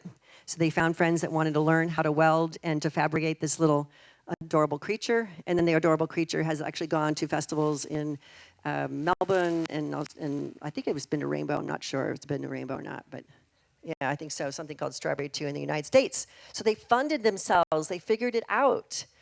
Like they didn't, organization didn't even know they existed, and they just did it creatively themselves to figure out how to take it somewhere else. Another one. This one's crazy. Is anybody here from Ireland? No. Yes, in the back corner there. Londonderry is known as a city that has experienced a lot of religious strife over the years.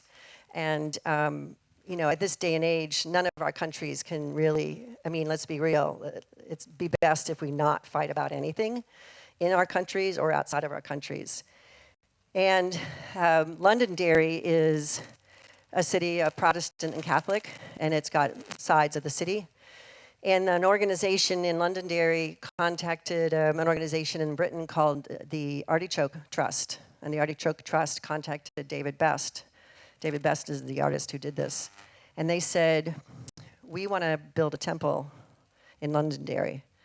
David was like, really? And they said, yes, and we want to burn it. Because we've noticed that when you burn things, you're creating a transformative release when you burn something. And it took a year and a half, and some carpenters that were unemployed from Ireland came for 3 weeks to Burning Man in Black Rock City, and they learned David's way of building the temple. And then they all went back that spring and built this in March of 2015. And there were locals. They were teaching young kids how to work with the machines. There were carpenters. There were community members. And go ahead with the next slide. And one of the things we do at our temples is you write on them. And so this is just one photo of children, adults. There's a lovely video on YouTube you can look for.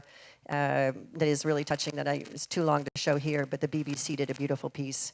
And go ahead. And that's it at night.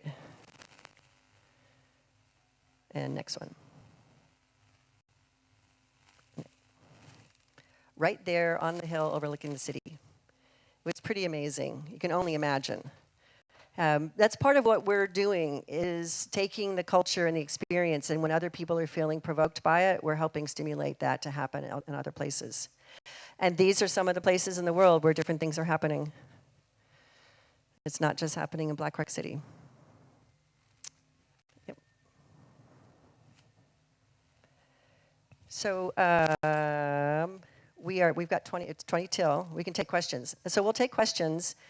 And if at the very end there is still time, there's a small video of the piece of property that we've purchased that has a whole other future. But I would love to make sure that we get questions in, because Burning Man always provokes questions. So we probably want this one to stay with us, and this can go out in the group. Okay. Okay.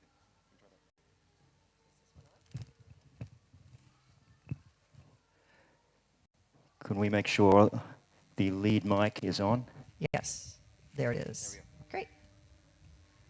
Any questions from Marian? Please hold your hand up and I will pass you the Little mic. microphone. It's one at the back. There you go. Oh, while we're waiting for the mic, I didn't tell you much about me, which I'll do, and then we'll go to you.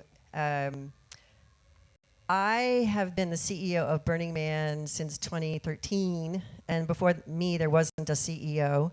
There were 6 of us that basically built Burning Man together, and as we were becoming a nonprofit, from being a smaller entity, they asked me to do the job. And I've been attending Burning Man since 1995. I attended 1995 and 1996. And then I met the founder, Larry Harvey, and was his sweetheart and companion for 5.5 years, and worked with 5 others. Well, Larry makes one of the 5. And we, took it from just the 6 of us without having any money, and turned it into this sort of global phenomenon. It really came from our hearts. And so I don't usually like to tell my story, but I'm standing here, so I might as well tell you where I came from. And that's how I got here. And I was a project manager before I did this. I really was. And I have an arts degree, and I hadn't put them together, and I got to put them together. The young woman with the mic in the background, I'd love to hear your question. Thank you for this presentation. So I just came to Ozora straight from Borderland, which is the burn in Denmark. Burning Man event. Yeah. It was my first burn. It was pretty amazing. And my question is, do you think it is possible to create something with this philosophy as a city, or an all year round place where people could live and live in this kind of environment and with this kind of mindset? We're asked that question a lot. Like, where is the permanent Burning Man settlement? When is the permanent Burning Man settlement? Even the piece of property we've just purchased, we have no intention of creating a permanent settlement. I think it would be limiting to try to build the place or a place that was the Burning Man life. Because from my standpoint, I feel like the lessons here should be everywhere. And we should be encouraging the kind of experience out in the world. And I also think it's somewhat impractical to imagine not using money. The only money at Burning Man, of course, is ice and coffee, which is, you can get away with no ice and no coffee if you want to. So I don't usually carry money. And that's kind of impractical. We are friendly with a lot of utopian groups. And sort of communal societies, and we definitely listen to their lessons, but our ambition is not that. In fact, honestly, I feel like there are other people that are doing it better than we would, because we're at the scale of 75,000 people, and I'm not quite sure I can comprehend personally starting small again in a permanent settlement. But Borderlands is a fabulous event. It is related to Sweden and Finland and Denmark, and kind of Norway. There aren't many Norwegians that go, it seems, but a lot of Swedes. Are you Sweden? No? Yeah. But yeah, Borderlands is one of the 40 overnight, 80 total festivals around the world. Yeah, it is super warm, by the way. Sitting here, for both of us. Go ahead. There's a young man here. Thanks, Marian. Thank you. So you talked a lot about how Burning Man culture is spreading around the world and the impact and the work that you're doing globally. And I'm curious about the event itself, the innovations that you might be engaging with in order to change the event moving forward. I know Burning Man has gone through a lot of trouble with the sort of social issues around the perception of rich people and these plug-and-play camps, and you've announced a lot of stuff in the last year to take on that challenge, and I'm just curious what you're thinking over the next several decades. So this gentleman's very much been to Burning Man. Have you been, right? Oh, yeah. Yeah, yeah. You've spoken at my camp. I have? Which one's your camp? Soft Landing. Oh, Soft Landing. That's about the only place I speak, actually, at Burning Man. I don't like to speak at Burning Man, except the person who founded Soft Landing is very interesting person who has really interesting political beliefs, and I always like going somewhere where people are going to ask me weird questions and hard questions. Not like yours were fine, but John Gilmore always asks me challenging things. So the question he's asking, let me give you guys some context. All of those camps, we started seeing a trend about 5 years ago of concierge culture, that people could buy their way into a comfortable place to camp. They might pay 15,000 US, which could be close to 20,000 euro for a fancy RV or a tent and all their meals. Having, a bike show up for them. And we saw it happening. We thought by taxing it, we could control it. We found out by taxing it, we just made more money. Duh. But it took a while. And so we figured out we needed to manage it. We needed to reduce it. So he's asking me a question about about the changes in the culture related to that. And it really was a problem, okay? If you can imagine that all these principles of self-reliance, you do your own thing, take your trash away. If you have too many people that just come and then someone else is going to take their trash away, you're not going to create the right kind of energy for everybody. And that was a really important observation we made, and it took about 2 years. And this is a lesson in culture. You can change rules overnight. You can't usually change people's behavior overnight. If you want to change the behavior of a group, you'll use storytelling, you'll use lessons, you'll use all of the above. And he's mentioning a piece I wrote in February. Basically, we disallowed a camp. We've actually done it before. We've never publicized it.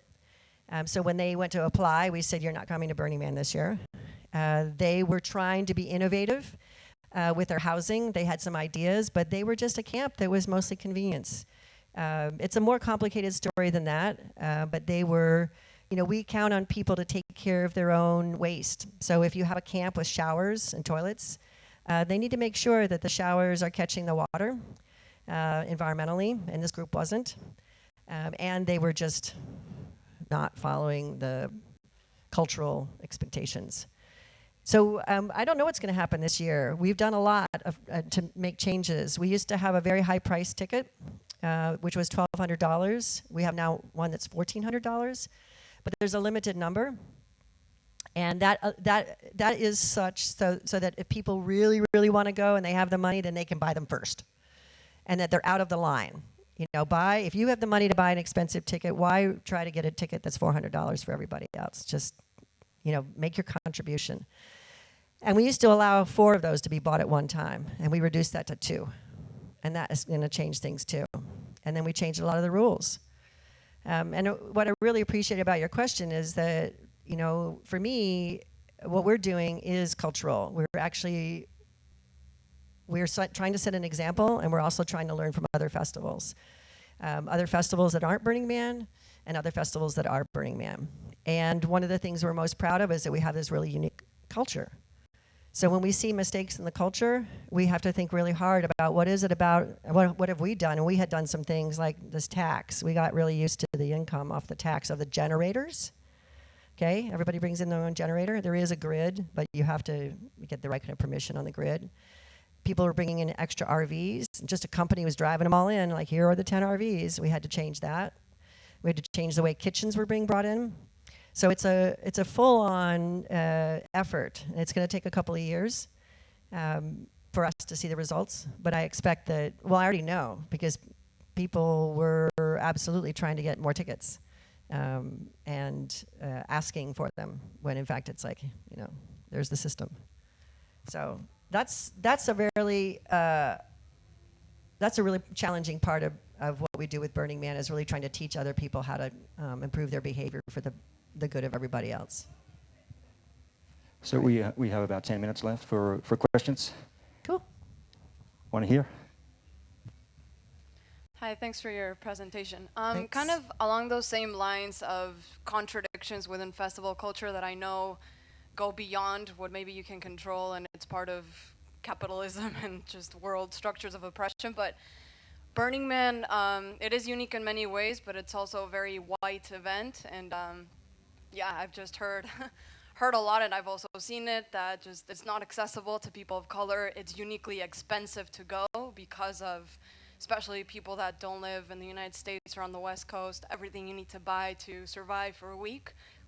And then that's one part, the racial aspect, and the other part of Leave No Trace, which, you do an outstanding job on the playa, but there's also that part of, like, once you drive out and you trash all the neighboring communities in Reno. So, and there's the economic aspect, you know, of like, yes, there's no money on the playa, but everything's prepaid and everyone buys a lot of stuff before going. So just I'd like your perspective on that. Great, that's a 10-minute answer, perfect. I'll try to make it shorter than that, so there's room for one more question. I love it. I love the process of speaking, by the way, and the way in which the questions usually get harder. People get a little more brave. That's probably like, the questions don't get any harder than that. That was a hard question, but that's the hardest one. It's a hard one because, like, right now, we just went through a process to apply for a 10-year permit with the federal government, the U.S. government. We pay $3 million to use that land. It's all U.S. government land. And in the course of that, we had to explain our intentions and our effects in the area. And you were touching on 2 out of the 3 that were very important to receiving the tentative permission for the next 10 years. One of them is that we are a great economic boon to the area, as I'm sure Ozora is. And I think anywhere where there's festival culture, depending on how you engage with the local community, that's a really important part of what they expect from you as a good neighbor. The Reno community believes there's different surveys they've done, but it's usually in the neighborhood of 75 million US is coming to the area, which is a pretty serious economic boon. But at the same time, I'm really struck by buying culture, consumer culture. And we, over time, if you go to Burning Man, you don't need to buy a new tent every time. You don't need to buy new chairs every time. You don't need to buy new things every time. In fact, this year, I personally am trying not to buy anything new for Burning Man, including I've got last year's batteries. And so far, I'm winning. Because I really want to set an example and be able to talk about what it's like to go to Burning Man and not buy stuff all the time. I think the funny thing about America is it really is a convenience culture, and it's really convenient to drop in, to get something delivered by Amazon, to get whatever it is you need, your party lights, you know, your outfits. And I would like to see us doing less of that at Burning Man. I mean, that's part of you talk about cultural innovations that he asked about. That's one of the ones that I think there's a blog post. In fact, I know there is one I read last night that's going to touch on that, sort of reminding people that this is not, you don't need to go buy everything to come to Burning Man. And so I'm going backwards with your questions. The other one is trashing the area. It's really infuriating. Because as you can see, this playa, okay, that's what we call that, that's the playa, that surface. There is nobody that cleans that from the organization, nobody. Until about 2 days after the event is over, and then we have a crew that begins to start looking at where's the damage, where there have been burns that have happened that didn't put the proper things underneath, which is gravel. If you put gravel down, otherwise it bakes like clay. So people pick up their own cigarette butts and their own bottles and da-da-da. So our record for this part is awesome. Could be better, but it's awesome. In fact, that's another blog post I looked at last night. I had to approve 2 blog posts, and I didn't approve them that are both on these subjects because the tone wasn't quite right. So what's been happening is people put their trash on their car, they tie it up on the top. Some people separate it. Like if you guys, I don't know if you've ever camped long term, that you've got a pretty damp environment here, but in a dry environment, you could take your food scraps and you can put them in a little square piece of plastic and it'll dry up in a day. And it's not stinky. So if you separate your garbage, you've got burnable and you've got the stinky stuff and you've got recyclable, and like take it out. Like that's what we teach people to do. And for the most part, it's great. But there are those people that have thrown it all together and it's super stinky, and they put a lid on it, and then they get as far as Reno and they untie it off the thing and they just look around at the nearest dumpster and they put it back of a dumpster. And that's bullshit. And that gets the organization in trouble. Like people like the 7-Eleven guy at the corner store, he'll go through it and he'll figure it out and he calls us. They're like, what are you guys doing? So you just mentioned something that is our new latest campaign, which is really reminding people that it's not just about, taking it out and driving like 40 miles and like finding the nearest dumpster. It really is, you have to be aware of your waste stream and you have to be ending it and putting it where it belongs, not the Native American land, not in the dumpster behind the local, gas station. It's really being responsible to the very end, because that's some of the feedback we got when we just did this permit process. And our permit process is an open public process with public meetings, and people in Reno showed up at the public meetings and they said, we're getting these trash bins. Now, it's not newsworthy. It's not usually in the news. It's not like we suddenly have articles that say, oh my God, all these people have found the trash bags in their backyard. It's not. But it's enough that it shouldn't be happening. So the best way to take care of this is teach the community. There's not a lot I can do when we are notified of messes and every now and then. Here's an interesting theory. This is related. If you were, I've watched this happen here, actually. Mickey and I, the other night, were walking around together, and we wanted to sit down and eat, and the table was filled with stuff. And so he's like, I'm going to, he just put it away. And I was like, this is what we do. And he's like, yeah, you got to set an example. He said, also, when there's mess, people add more mess. Okay? You start with a clean slate, and people are more likely to be like, oh, yeah, that's clean. So we've seen messes that happen. People like pull over and one person drops a trash bag and another person pulls over and drops a trash bag, another person, and we go and we pick those up. We always do. The road is 71 miles. It's similar to the 2-lane roads here. It's a 2-lane road for 71 miles. How do you translate kilometers? Is that like 100 kilometers? 150 kilometers, okay? So that road, if there's trash on it, we videotape it before the event, and we actually make it cleaner than it was, and we remove all the trash. And if any business owner in Reno calls us and feels that there's been any kind of violation, including the Native American community we drive through, we go and take care of it. But we don't talk about that, because what we really want to do is to have the people do that themselves. But yeah, we totally take care. And the last one is a diversity question. So one of the principles is inclusion. And, the thing that's interesting about the diversity conversation is to what part, and depending on where you are, who's asking, et cetera, the first answer that I have for you is, when I first went to Burning Man, I didn't see anybody of color at all. I remember there was about 4,000 people. And the LGBTQ community was just showing up. There were some activists from San Francisco. And then all of a sudden, the LGBTQ community was coming to Burning Man. And when I talked to some of them, the nurses or the Sisters of Perpetual Indulgence, they would say, yeah, we felt welcome that first time, and then the second time, and then the third time. And then they asked for a camping area so that they created a neighborhood Can't say it when I'm standing in front of a room like this. And the organization facilitated that.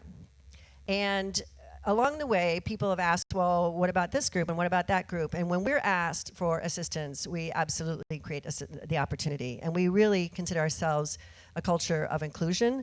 So we create the opportunity for people to come. We're not really in a position to force anybody of any type of culture to come to Burning Man. Recently, there is a lot more of a conversation around, are we doing our part, though, as a culture to bridge the gap around the world between cultures? And cultures of color, depending on what country you're in. I went to Japan, you guys, and I was an outsider in Japan. And it was really fascinating to be one that was smiled at, but then kind of ignored. So we're in the middle, like right now. That's why it's the hardest question. That's why I kind of led up to the answer for this one. We are trying to respond to that question beyond the answers that are really normal. And the way in which we usually respond to hard questions related to changing of the theme camp culture, we worked for a year and a half. We created a group that was representative of the issue. We created listening sessions. We did surveys. We didn't do it from where we sit. We did it from where other people are sitting. We have a number of people of color in our organization. The person running our HR is from Peru.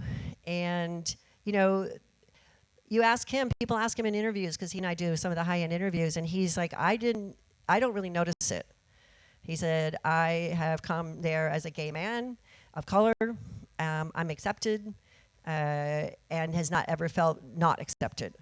But the question that is often asked is the organization creating a proactive stance on it so that there is, more of a portal? And then you mention wealth, and that's where certainly people of color, at least in the United States, aren't as availing to what the culture, they don't have the income. We do have a low-cost ticket, which is $190 that you can apply for. We read them all by hand. We have 8,000 of them. We have the same number of low-cost tickets as we do the high-cost tickets. So we're at least in principle trying to balance those that apply to those that have the money and purchase at the two ends, and then in the middle is the $425. And, the best I can tell you then for the rest of that answer, like, what are we doing about it? Well, on a really global scale, I genuinely believe that the values you get from Burning Man are teaching an expectation of connectivity between people, and now with the music.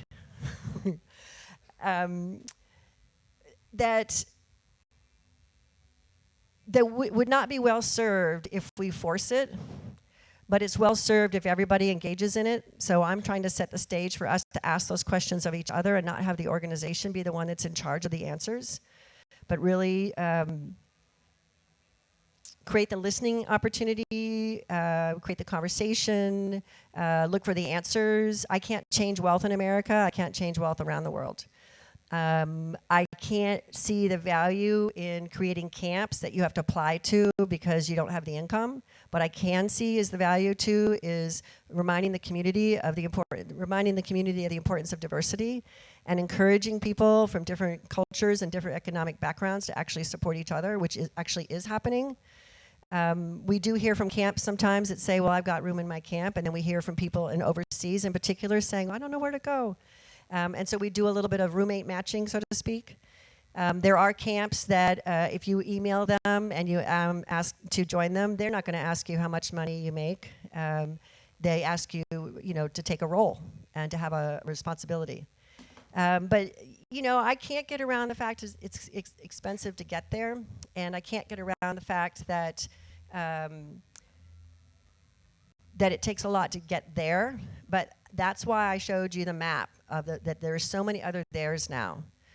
And I don't believe income should be something that keeps you from a Burning Man experience, because I really believe Burning Man, from my own experience, is a way of life. It's a way of looking at yourself. It's a way of being around other people. And frankly, you shouldn't go to Black Rock City. And I promised Chaba this wasn't going to be an advertisement for Burning Man, and it isn't. It's not, because Ozora is where we are right now. But this is a story about culture. And so each of these questions that you're asking are hard when it comes to talking about my event. But I really think they're easy if we talk about what we expect from each other out in the world. Boy, it is hard to talk for an hour in a warm, humid climate. Thank you. So I don't know if we're done. Do we have one more? We have someone I here. think we have one. We have time for one more question. And then usually If- the hard one gets asked, and then the last one usually is not as hard as the others, because then all the hard ones have been asked. It's really funny. I do this enough that I'm like, I could time it.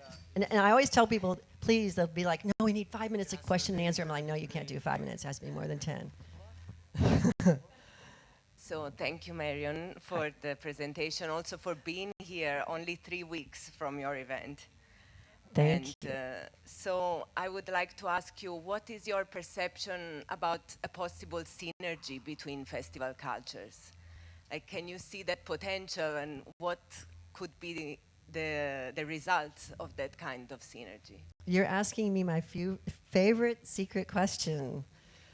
That's great. I got all the good questions today, you guys. It's like I would have planted you. These are my, literally my 4 favorite questions. Like, one about the out in the world, and one's about the culture, and then one's about the hard things, and then the festival culture. Like, I'm here 3 weeks before my event because when I was invited, when Graham suggested I come, and my staff was like, "You can't do this," and then I was like, "But Hungary," and they were like, "You really can't do this," and I said, "But Hungary." And then I did not look up Ozora. I just was like, Hungary and culture and festivals. Like you know, I've not been to Boom, which you're part of. I've been to something called Oerol. Does anybody know Oerol? It's in Netherlands. Oerol. I've been to Fusion. Some people know Fusion. You must know Fusion, of course. You've been to Fusion. I've been to, I don't know, but there's others. Oh, I've been to Rainbow Serpent Gathering in Australia, and briefly at Midburn. And so there's more. But I wanted to use an example of different things that I've gone to, and I've actually gone to daytime conferences with other festival organizers. And like, my favorite radical answer, honestly, is that I am fairly certain that if the political landscape on the planet went super sideways, it really is those of us that are producing and facilitating culture around festivals that will be able to find each other, and that we have trusted cultures around us, and not like we would end up being the leaders, but we would actually network that culture together really quickly to make whatever change needed to happen. That's my answer. And so I was really pleased to meet you, Chaba. We had a lovely chat about that. It was like, what are we going to do? That's usually the first thing I talk about when I meet other festival organizers, is sort of like, you know, how's your situation, and what are things going? What are things happening? What are your troubles? I think that we need to have a little more formal of a network. We have an informal network, which maybe is fine. I don't think the globe is going to collapse yet, and I hope it doesn't. But it's really striking to me this year. I've not heard so many problems with festival leaders being challenged by governments. And it seems to be kind of law enforcement or drug related, and I'm air quoting those because I'm not, also Burning Man is super not political. Like, we've got Trump supporters, oh my God, and not Trump supporters. But right now we have Trump supporters helping us because Trump is in power, but there's Trump supporters that are burners that are actually really helping us. So, you know, it's about everybody. We're not political, but we are about people. And we are about the creative engagement of humanity. And that by being together, you all know, you're here, magical, magical things happen. And if our politics and our consumer culture goes the direction it's going and starts to tear us apart and create borders between countries that are worse than they are right now and build walls, that has to stop. and there's a point at which it's not tenable. And I am guessing that culture will revolt somehow. And if people were waiting and looking to figure out what, where do we go, those of us that have experienced communal living on a large scale, 25,000, 35,000, 45,000, 65,000, 70,000 people that know how to do it, I don't know where we're going to go, but people will pick up their bags and they will go somewhere else, and they will then recreate community. And it could happen spontaneously around the globe, and that's why I say that. I really believe that our networks, the festival networks, like each of our sub-networks, and for us to all know each other, because, has anybody read Ayn Rand, Atlas Shrugged? It's an amazing book. It's really super fat. Ayn Rand, she was Russian, came to the United States. She left when communism was in the throes, and she writes this crazy story about how the United States, she wrote it probably in the 70s, about how all of the businesses got constrained by the government, and the businesses didn't want to do business. Now it's pretty right wing in this regard, but the point of the story is she convinced. We're done. Yep. She didn't convince, but in the storyline, one of the characters says, "We're going to not do business anymore. We're done." And they all went somewhere to try to figure out what the new economy would look like. And I use that as an example in my own mind that if the globe went sideways, if politics went sideways, I believe that whether it's the leaders of the events or the individuals in the events, we would take our capacity and our tolerance for each other, and we would wrap it together, and we would be responsible for creating the next level of change.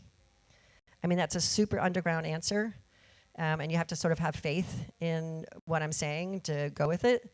But festival culture, you guys, is like, that's the transformative culture. That's the way in which we're learning about living with each other, no matter what income and what color we are. So I don't know if I answered your question, but the network is strong, whether you're organizing or whether you're facilitating or whether you're camping or whether you're dancing. And we might need it in the future. So thanks.